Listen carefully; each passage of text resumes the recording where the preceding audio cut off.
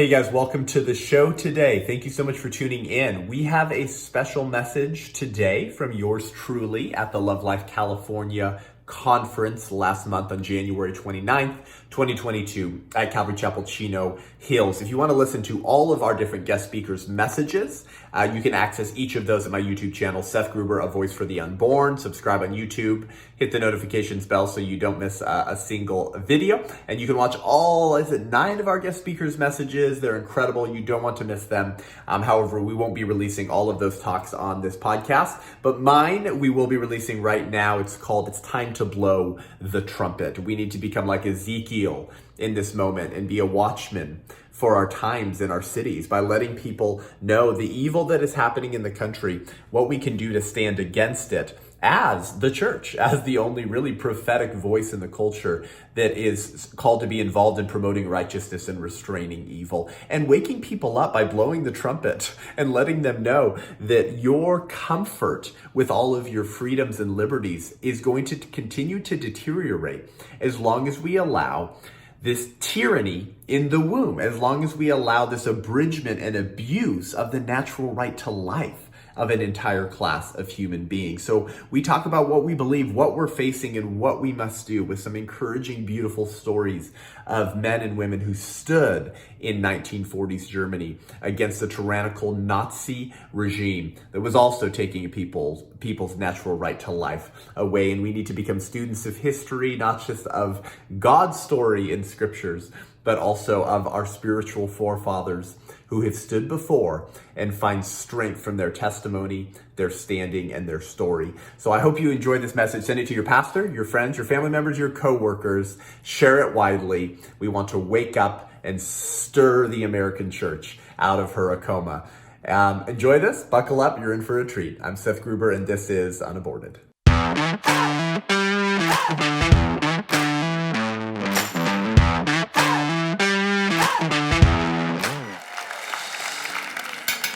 Let me tell you something. If I could bottle the moral and spiritual clarity and courage of Jack Hibbs and then inject it into the shoulders of American pastors like a booster shot, I could end abortion in this country in 1 year. Just saying. Since we're talking about natural immunity, we need some spiritual immunity. And we need some moral and spiritual courage. So praise God for Pastor Jack Hibbs. I have a hard time speaking for a short amount of time, if you've heard me speak before, so I'm going to jump right into it. We had Eric Mataxis at Godspeed Calvary Chapel last year. He actually preached a message here either at the end of 2020 or early 2021, I can't recall, and it was called, What Would Bonhoeffer Do Today? A powerful title, and if you guys watched it, I'm sure you agree. If you haven't, go watch it. It's on the Calvary Chapel or Jack Hibbs YouTube channel. But I had a moment with Mataxis at the Godspeak studio, which blessed me, because I read his biography on Dietrich Bonhoeffer. It's called Bonhoeffer, Pastor, Martyr, Prophet, Spy. Heck of a bio, by the way. You want to get introduced like that. I mean, my goodness. And everyone tries to claim Bonhoeffer, right? The liberals do, the conservatives do. Like, we all think that we can somehow identify with Bonhoeffer. But there's a lot about his life that we actually miss until you actually begin to study it. And so I told Eric, I said, hey, brother, I read your book in 2012. I was like a sophomore or junior at Westmont College, that pathetic excuse for a Christian institution. I won't get into that during our time today. And I said, I need to tell you something. You quoted Eberhard Bethge in your book, Eric. Eberhard Bethge was a member of the Confessing Church. He was one of Dietrich Bonhoeffer's best friends. And I don't know if you know this, but Eberhard Bethge is the first biographer of Dietrich Bonhoeffer. The first biography that's available that was written about Dietrich Bonhoeffer was written by Eberhard Bethge, and I think he's Dietrich's only biographer that actually knew him. Right? They were like best friends, right? And I said, you quoted Eberhard Bethge in your book, Eric, and the quote from your book fundamentally transformed how I view the abortion issue. And I've used it in introductions to my talks for years now. And so I recited it to him from memory, and Eric Mataxis went, whoa. I forgot about that. Because Eric writes so many books, right? And he speaks so much. So he's like, oh, do you have your book? He's like, can I sign your book and can you flip open to that page? And I was like, boom, yeah. He takes a picture of it. He's like, I need to remember that one. because he was so floored by it, right? And that blessed me because I was like, wow, it's a heck of a powerful quote. So I want to open up my talk and time with you this morning by reciting this for you. So Eberhard Bethge, pastor, theologian, one of Dietrich Bonhoeffer's best friends, he did end up surviving past the war. Obviously, he wrote a biography about Bonhoeffer. Of course, Bonhoeffer didn't. He was killed, right? By the way, one of Adolf Hitler's last orders before he shot himself in the head was, you make sure Dietrich Bonhoeffer's killed. Oh, he hated the fact that Dietrich Bonhoeffer tried to arrange an assassination attempt on his life and hated him for it. One of the days before Hitler chooses, you make sure Bonhoeffer dies. Well, Eberhard Bethge is explaining the situation how Bonhoeffer saw it. The confessing church. You know what the confessing church was? It was a church that set themselves up against the Deutsch Christens. What was the Deutsch Christens? The German church. When I say the German church, I don't mean the church that found itself in the geography of Germany. No. I mean the Germans' church, right? They had been co-opted into obedience to the Nazi ideology, right? So this is what Bonhoeffer later called cheap grace, right, which is grace and gospel you create in your own image. The confessing church was launched to set themselves in opposition to the German church, saying, no. If you're going to claim the name of Christ and simultaneously preach Nazi bigotry from your pulpit, you might not be confessing the real Christ. That was who the confessing church was. So here's what Eberhard Bethge said, one of the closest friends to Dietrich Bonhoeffer. Listen to this. Bonhoeffer introduced us in 1935 to the problem of what we today call political resistance. The levels of confession, and by confession, he doesn't mean confessing your sins. Okay, he means proclamation. To declare, to confess beliefs. The levels of confession and resistance could no longer be kept neatly apart. The escalating persecution of the Jews generated an increasingly intolerable situation, especially for Bonhoeffer himself. We now realize that mere confession, no matter how courageous, inescapably meant complicity with the murderers. Even though there would always be new acts of refusing to be co-opted. And even though we could preach Christ alone Sunday after Sunday, during the whole time, the Nazi state never considered it necessary to prohibit such preaching. Why should it? Okay, pause. Now here's my commentary. Interesting, why should it? What's he saying? What's Bethge saying? We were preaching the gospel. We were waxing and waning theological about the beauty of the gospel, and the Nazis were fine with it. We had religious freedom. We could say what we wanted to say, but we were only confessing orthodoxy. Our resistance to the forces of evil was merely linguistic. And so the Nazis are fine with that. You keep your liturgy in the church, though. You keep your gospel in the church, though. Don't you go and contend in the public square, which was why Adolf Hitler's favorite verse to cite to Germans was Romans 13. Be obedient to the governing authorities for they're instituted by God. Blah, blah, blah. Be obedient to me, says Hitler. I'm the governing authority. He loved to cite that verse to make the church be silent. Do you see? Mere confession, no matter how courageous, was actually complicity with the murderers. He continues. Thus we were approaching the borderline between confession and resistance. And if we did not cross this border, our confession was going to be no better than cooperation with the criminals. And so it became clear where the problem lay for the confessing church. We were resisting by way of confession, but we were not confessing by way of resistance. Is that not the most perfect description of the American evangelical church on the issue of abortion today? Our resistance to this genocide, our resistance to this Holocaust has merely proved itself through words. Oh, we're a super pro-life church. We have the local pregnancy center director have a table outside on Sanctity of Human Life Sunday once a year. We're like so pro-life. I even make a one-time donation to the local pregnancy resource center once a year. Yeah, we're like, you probably never met a more pro-life church. And our litmus test for moral courage on abortion is so low that when churches do engage with a Sanctity of Human Life message once a year, the congregants are like, we have a very pro-life church. Because our resistance to this genocide has merely been linguistic. Words to which today's genociders and the practitioners of genocide say the same thing to us that the Nazis said to the confessing church. Thank you, that's awesome. Just keep your liturgy in the church. We love that. Just don't you contend in the public square. Don't you pose a threat to our political regime, which is built on the mutilated bodies of aborted children. We have been confessing pro-life beliefs, but refusing to resist the evil of abortion. So to move from mere confession to resistance, we as Christians must do three things. We must know what we believe, what we're facing, and what we must do. Now, because of sake of time, I'm not going to dive into too much on what we believe. We kind of all believe the same thing. That's why you're here. That's why you spent $49 on a Saturday morning to check in at 6:30 a.m. in order to defend the unborn. But so I'm not going to dive into all the pro-abortion arguments and debunking them. I have a podcast. It's called UnAborted with Seth Gruber. Go subscribe to it. In a few months, you'll be a pro-life ninja, flipping around, demolishing abortion bigotry wherever you find it. I do think, not so humbly, it's the best pro-life podcast in the world, but I mean, it's mine, right? I spent a lot of time on it. So I'm not going to dive into like the case for life, which is like a 40-minute message. Just go subscribe to the podcast. But in short, the reason why we have to be so crystal clear on what we believe is this: because mere confession, no matter how courageous, means complicity with the murderers. Tim Keller, Andy Stanley, Ed Stetzer, Brian Broderhorst, Calvary Chapel, Costa Mesa. Richard Foster, who wrote the book Celebration of Discipline. You guys remember that book? Yeah, he was part of the Pro-Life Evangelicals for Biden group in 2020. He signed onto the statement, the Pro-Life Evangelicals for Biden. Did you hear about their new group? It's called Fiscal Conservatives for Karl Marx. Yeah, it's a wonderful group.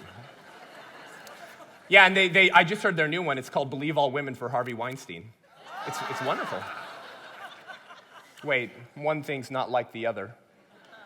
Yeah, pro-lifers don't vote for pro-abortion politicians. What's my point? Look at all of these pro-life Christian pastors and leaders and authors who what? Confess all the right beliefs. But they cave on the one point that they're needed the most. They flinch at the one point that they're needed the most. Mere confession. Just like the Levite and the priest in the parable of the Good Samaritan were anti-street mugging. They were religious leaders. They were probably on their way to their synagogue to prep their message on Friday night. Right? They were perfect. They followed the law. They would not have condoned beating a dude on the side of the road. But when they saw a bleeding dude on the side of the road, which Luke's gospel says he's half dead, they walked by on the other side of the road. Yeah, just like Tim Keller and Andy Stanley and Ed Stetzer. Right, they all confess pro-life beliefs.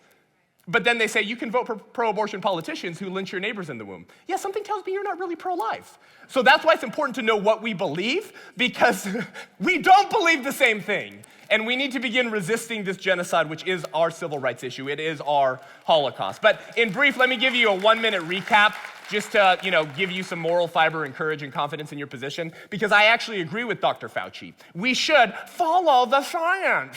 Follow the science. Follow the science. I am science. Did you see that? He said, I am science. Well, let's follow the science, Dr. Frankenstein Fauci, who funds the University of Pittsburgh, where they scalp the heads of aborted babies.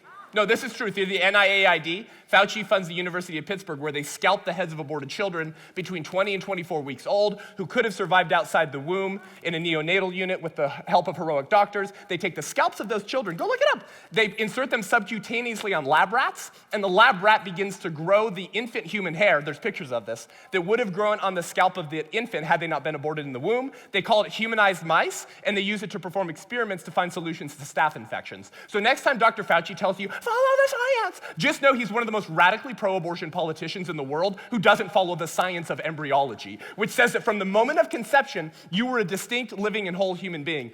Distinct because the body in her body is not her body. That's why pregnant women can be pregnant with preborn males. Gentlemen, preborn males, amen? When our lives began. And because pregnant women don't have male genitalia, then it means the body in her body is not her body. Living because the baby's directing their own internal growth from within. And a whole human being is a human being who already has everything they need to realize their full growth and development as a participating member of the human species. Just like a Polaroid camera, and you shake the photo, right? Let's say I rip it out of your hands, I tear it up in little pieces, and I throw it into the dirt. Would you be upset? Sure, but what if I tell you, brother, sister, calm down, chill out. That beautiful sunrise you got a picture of? It wasn't a sunrise. It was just a black smudgy on a white piece of paper. And you'd say, Seth, what are you talking about? The sunrise was already there. We just couldn't see it yet. Everything that was necessary for the photo to realize its full development was already present when the photo got spit out. It just needed time. That's the science of embryology. That's how you began. Even if we couldn't see you yet, you just needed time. So that's what we believe. If you want to hear a debunking of every pro-abortion argument and get way more intellectual firepower than you probably want, go subscribe to my podcast, UnAborted with Seth Gruber. So if we're going to move from confession to resistance, We have to know what we believe. Secondly, we have to know what we're facing, because evil is on the rise in a way that I've never seen before in my life. Purely on the issue of abortion. Not even mentioning all the other political issues, which we don't have time to get into. This morning, what are we facing? Well, since Joe Biden was entered the White House,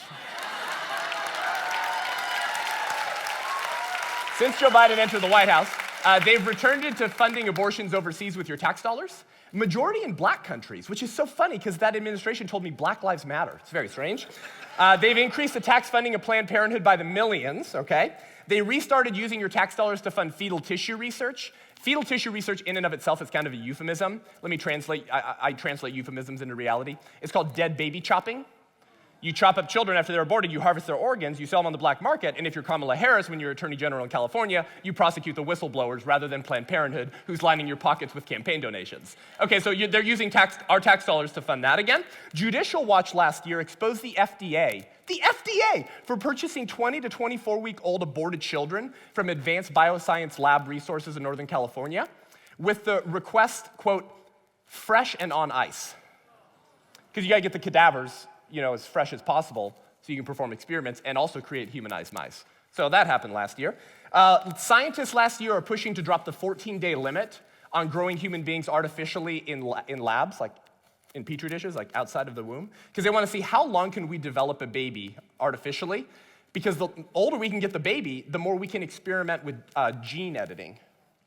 Prenatal gene editing. Because, yeah, the baby dies, but that's acceptable because if we can test it on the babies who we sacrifice, then maybe we can apply it to ourselves later when it's safe, because God forbid my rights are compromised. And then we can edit out of the gene code certain things we don't like that make us susceptible to diseases. So the baby simply becomes a sacrifice on man's pursuit of eternal life.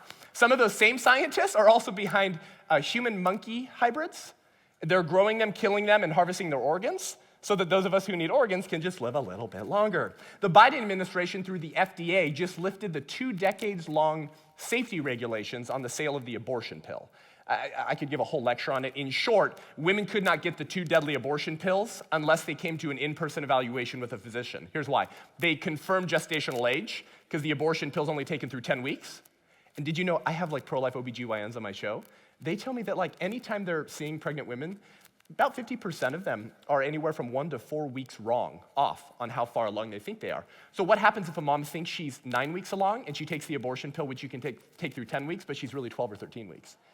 Well, it leads to incomplete abortions, usually still kills the baby, but then it leaves floating dead baby parts in mom's uterus, making her susceptible to sepsis and death. So pregnant women, to the abortion industry, pregnant women become just as much of sacrificial lambs as the unborn children, because what's the incentive in both cases? Profit, money, right? And the second reason was you have to make sure mom doesn't have a tubal pregnancy, an ectopic pregnancy, right? Because if she takes the abortion pill, it's not going to successfully abort the child. The same effects of the abortion pill, the pressure you feel, is similar to the pressure you would feel with a ectopic pregnancy. So they tell her, oh, that's fine, that's what you're supposed to feel with an abortion pill, except her fallopian tube is expanding because the baby implanted in the fallopian tube, then it bursts, then she bleeds out internally, and her parents or dorm roommates find her on the restroom floor dead. So they said, oh yeah, no more safety regulations on the sale of the abortion pill. So it's called snail mail abortions, mail order murder, sending it right to your mailboxes. So in case you ever wondered whether the left actually just cares about women, they hate the unborn children, but they really care about the women. Well, there's your smoking gun right there of how much they hate pregnant women as well. Merrick Garland, the Attorney General of America, right, who's very pissed off because he was denied a seat on the Supreme Court by Mitch McConnell, Cocaine Mitch, and he's very upset. So he's launching an attack against every conservative pro-lifer. And so he's floated the idea last year, maybe we need to send in federal agents into Texas to prevent them from enforcing their Texas 6-week heartbeat abortion ban, which doesn't actually enforce it with the power of the state. It deputizes private citizens to file lawsuits against people involved with an abortion. So Texas and Greg Abbott can say, we're not enforcing the law. And now tens of thousands of unborn children are alive because of that policy there. And he's saying, maybe we need to send in federal agents. He floated this idea last year. Do you know what he's saying? Civil war. That's what he's saying. Okay, Governor Newsom-Leaney, let's see. He just signed a bill a few months ago allowing 12-year-olds to charge abortions to their parents' insurance plans. Let me say that again. Allowing 12-year-olds to charge abortions to their parents' insurance plans without parental consent or knowledge, and preventing insurance companies from informing the parents. Now, you can't go on a field trip without parental consent. You can't get Advil from your 7th grade junior high school without parental consent. Oh, but you can kill your parent's grandchild. And the insurance company can't tell the parents. So just a little bit about Newsom's California. And listen, what are we facing? What are we facing? Gavin Newsom is teaming up with a group called Future of Abortion Council. And there's a California chapter called California Future of Abortion Council. What they're doing, guys, is they're already predicting that Roe v. Wade will get overturned in June. So they're saying, well, we need to gird up our pro-abortion degenerate loins, and we need to prepare to make states sanctuary states for killing babies. And so the California Future of Abortion Council report, when it shows the people involved in crafting the recommendations, right there, it says Office of Gavin Newsom. Here are 4 things out of 45 recommendations from this report. Okay, this is what we're facing here in California. Your taxpayer dollars will be used to cover the travel expenses of women coming out of more conservative states into California to get abortions. So let's say Arizona has more pro-life policies. You know what your taxpayer dollars are going to fund in California?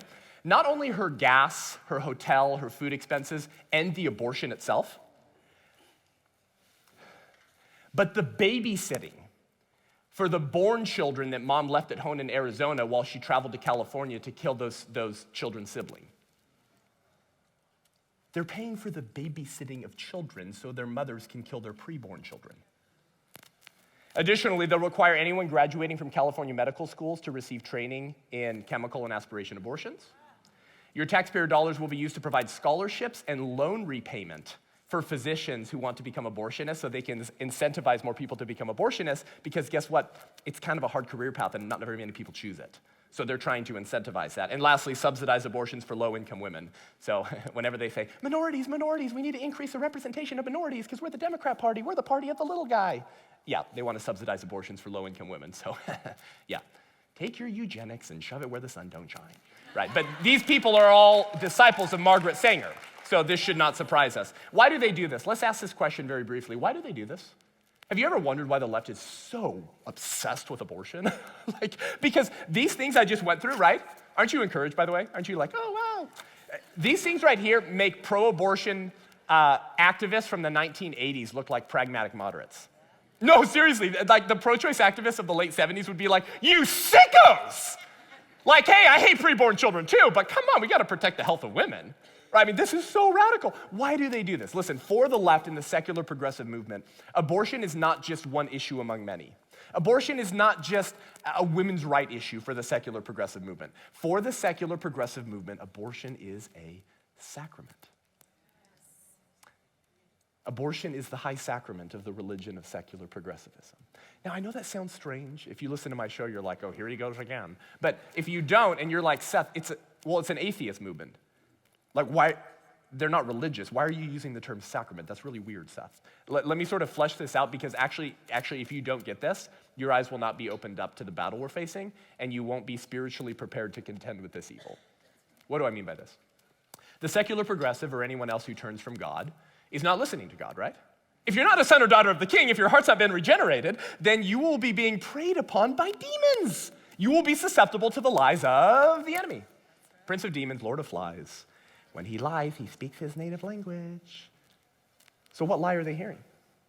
When they participate in the liturgy of abortion, what lie are they hearing? The first lie. Jack just said it. Genesis 3, the lie that led to every other lie. What does the serpent tell Eve? For God doth know that in the day ye eat thereof, then your eyes shall be opened, and ye shall be as gods.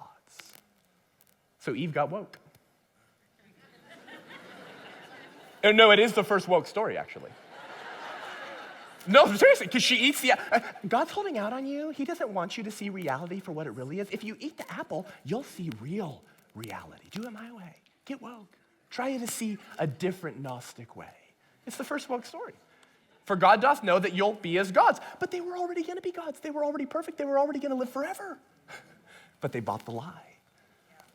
Abortion is the high sacrament of secular progressivism, because abortion deifies ourself into modern gods to decide who lives and who dies. Because if we're God, right, then we get to decide who lives and who dies, right? We also get to live forever. That's what makes a God, right? They're eternal. They live forever. So we can create babies specifically to poke them and prod them, perform experiments to extend our own lives because we're entitled to it, because we're a God. God's not dead. I'm God, and I get to decide who lives and who dies. So when woke pastors tell you, I don't preach on politics, I don't preach on abortion because it's a political issue, you know what I say? No. You don't preach against false religion that masquerades as politics in order to keep the politically impotent pastors silent. You confess and you don't resist. Keep your liturgy in the church. You confess what you believe to be true, but don't you take it out into the public square. Abortion is the sacrament of secular progressivism because abortion says you must die so I can live. But Christ says, actually, I must die so you can live. I die and I'm raised from death so you can too. The fetal deity, the prenatal God-man who'd entered human history in a uterus to redeem mankind from their sins, pays the punishment for their sins. Peter Kreeft, the Catholic philosopher, put this better than I ever could when he said abortion is the demonic parody of the Eucharist. That's why it uses the same holy words. This is my body, but with the opposite blasphemous meaning. So Christ says, this is my body, broken for you. Take and eat in remembrance of me. The culture of death, not ironically, because it's a spiritual battle, says the same words. This is my body, my choice, and I'll kill whatever's inside of my body because the serpent told me I shall be as gods. And a God gets to decide who lives and who dies. By the way, the Texas Satanic Temple filed a lawsuit against Texas for their pro-life legislation. You want to know what the Texas Satanic Temple said? The satanic abortion ritual is our sacrament. So to quote Maya Angelou, when someone shows you who they are, believe them. They're telling you this is their high sacrament. So if Roe v. Wade gets overturned and this goes back to the states, the summer of love of 2020 is going to look mostly peaceful compared to what will happen when this sacrament in the high places begins to be torn down. This is what we're facing. So what must we do? It's actually a very simple answer. Live today like you have all told yourselves in your mind you would live if you were in 1940s Germany. Come on. Not all of us have said it verbally, but be honest. Everyone in this room has at one point in their life thought this thought. If I had lived in 1939 Germany, me and Dietrich Bonhoeffer, we would have been like this. I would have probably founded the Confessing Church. You know, and if I had lived then, the assassination attempt against Adolf Hitler probably would have succeeded if I had been there. Be honest, you think you would have been a Bonhoeffer. You think you would have been an Oskar Schindler. You think you would have been a Sophie Scholl. You think if you lived in 1850s America that you would be an abolitionist. We all think it. Oh, I would be underground railroading it so hard with Harriet Tubman. We would be BFFs. We like to think that, right? But this is what C.S. Lewis called chronological snobbery. We stand in 2022 and we look down our noses at Christians who allowed these injustices. Those degenerate, cheap grace Christians, how could they have allowed that? We allow our own Holocaust. We allow our own lynchings. It's called womb lynchings, and it happens at the tune of 1 million a year. It's easy to tell ourselves now we would be engaged, but isn't that how powerful bigotry is? Because what does bigotry do? It blinds you to what would otherwise be obvious truths about human nature. Namely, that all humans are persons. They're created in the image of God with intrinsic dignity, value, and worth. So to quote Randy Alcorn, we shake our heads in disgust at the German church's tolerance of one Holocaust while ignoring our own tolerance of another. So if you're done with tolerating evil, then we need to become like Ezekiel and be a watchman for our times in our cities. Right? You know this verse in Ezekiel 33. What does God tell Ezekiel? Not only is he to be a prophet, he's to be a watchman. And here's how God explains what that means. He says, Ezekiel, if the watchman on the wall sees the sword coming and does not blow the trumpet, and the people are not warned, and the sword comes and takes any from among them, they are taken away in their iniquity, but their blood I will require at the watchman's hand. If we don't blow the trumpet, when we see the swords of the enemy approaching and others suffer or are killed because they were not warned, God will hold us accountable, brothers and sisters. Well, the swords of Planned Parenthood are suction machines, poison pills, and forceps. and their language is that of their father's lies. The enemy is at our gates, friends. Their weapons are sharpened, their troops are well trained, and their greatest hope, their dream, what would make their day, is for you to keep your liturgy just focused on psalm singing and drinking lattes after church while they build the wall, they build the city, and convert the posterity of this country to the religion of secular progressivism. Friends, I think it's time to blow the trumpet. And today you're going to learn how to blow that trumpet. You're going to get educated and equipped to blow that trumpet, and you're going to be given tools to polish that trumpet, tune it up, and keep it performing perfectly so more babies are saved, more minds are changed, and more lives are saved. But brothers and sisters, it's time to stop blaming the doers of evil and start blowing the trumpet, engaging and resisting the spirit of the age and his obsession with killing babies. Don't blame the doers of evil. The blame is on us for watching those who murder the unborn and doing nothing to stop them. So I want to end with this story, okay? It's the story of a woman named Sophie Scholl.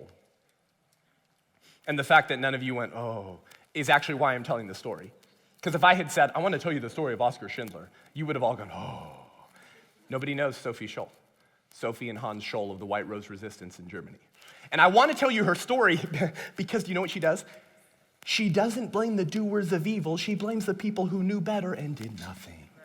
Sophie Scholl was a 20-year-old seminary student who was actually initially a member of the Nazi youth and became horrified at what was happening and came across pamphlets and anti-Nazi literature being used to rally the troops. She found out it was her brother Hans who was and he hadn't told her because he was like, yeah, dude, you're part of Nazi youth, right?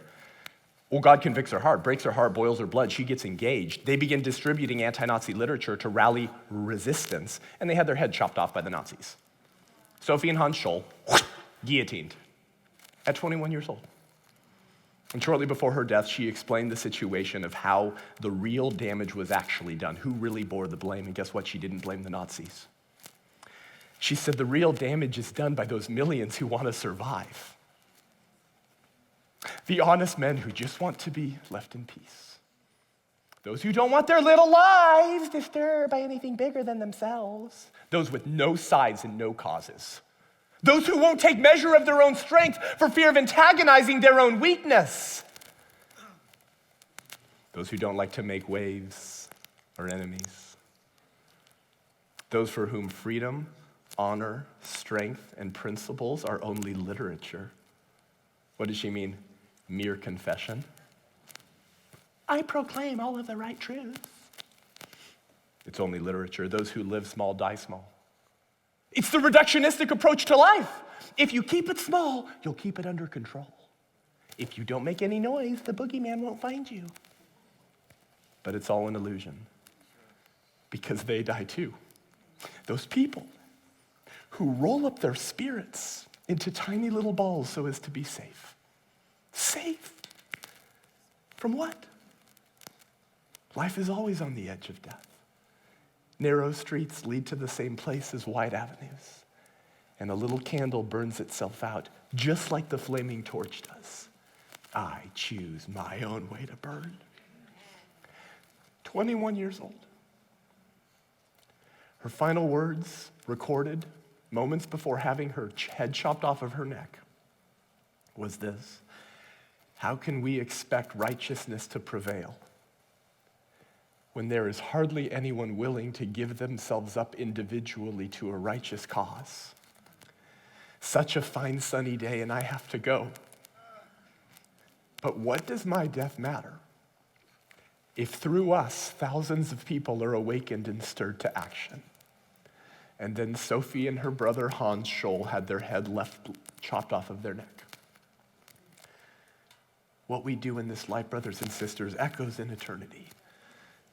And men and women and young men and women across the world have looked to the story of Sophie and Hans Scholl of the White Rose Resistance to find the courage and strength to resist their own injustices. We have been confessing all of the right beliefs, but doing nothing to resist the evil of our times. So brothers and sisters, if you feel like it's too late, if you feel like the list of what we're facing is too overwhelming to turn this American experiment around, that's not an excuse to not engage. Or to quote John Quincy Adams, the abolitionist and the hellhound of slavery, when he was asked, John Quincy Adams, do you think you'll ever turn slavery around? I mean, come on, it's kind of too late. John Quincy Adams says, duty is ours, results are God's. And it is a glorious time to be alive, for Aslan is on the move. The Lion of the tribe of Judah is moving. He is stirring all men's souls. He is drawing you from your firesides and your comfort and your wealth and your pursuit of happiness and responding to impulses at once awe-striking and irresistible. We have a duty to engage, for he is our king, the God-man, the fetal deity, the greatest former fetus to have ever existed, who identified with you from your most vulnerable stage, the prenatal stage. And when we stand before the King of Kings and the Lord of Lords, and we hear those words, well done, my good and faithful servant, I believe we're also going to be asked what we did or did not do to end this genocide, this Holocaust, engaging outside of today's concentration camps and death camps, where our neighbors have their limbs ripped off of their body. And I pray that you would join me in simply citing the words of William Wilberforce, that great British abolitionist, to our king by saying, let it not be said of me, Lord, that I was silent when they needed me. The babies have never needed the Church of Jesus Christ more than this time that we're living in right now. This is a kairos moment for the church and the country. And to quote Gandalf the Grey, all we have to decide is what to do with the time that is given us. Brothers and sisters, I'll see you on the battlefield. Now go out there and give them heaven. Hey friends, I hope you enjoyed that message. It is indeed time to blow the trumpet, and I would encourage you to send that message to your pastor, to the teachers and principals at your kids' Christian school, to stir people to action, to begin blowing the trumpet yourself and praying and welcoming others into contending for the faith and for the rights of the least of these in the public square as well. This year, 2022, is going to be one of the most significant years in what I call the abortion wars. This war in our country, this division over who counts as one of us, whether everyone gets the right to life or not. And maybe the elite class just gets to decide which human beings are entitled to the natural rights that our entire republic was built upon. This year, with the near overturning of Roe versus Wade, with states stepping up to bat for the preborn, and with the church stirring as if awakening from a coma, this is the year that we need to awaken, find our place on the wall, begin blowing the trumpet, and speaking up for those who cannot speak for themselves in our own lives, but also politically and spiritually as well, to restore to our preborn neighbors that first and most important of all rights, the right to life. So I encourage you to send this message broadly. And just as a reminder, we have a generous church partner that partners with me to get me into churches, faith-based high schools, and Christian events across the country who can't afford to fly guest speakers out and pay their travel expenses and an honorarium and all of that. So if you want to bring this kind of message to fire up your church and your youth group to get involved in the fight for life, then consider taking advantage of that wonderfully gracious opportunity by emailing me at seth@sethgruber.com. That's seth@sethgruber.com. And if you want to support the podcast, head on over to patreon.com/unaborted and check out our perks and tiers as a thank you for supporting the show. Until next week, I'm Seth Gruber, and this is Unaborted.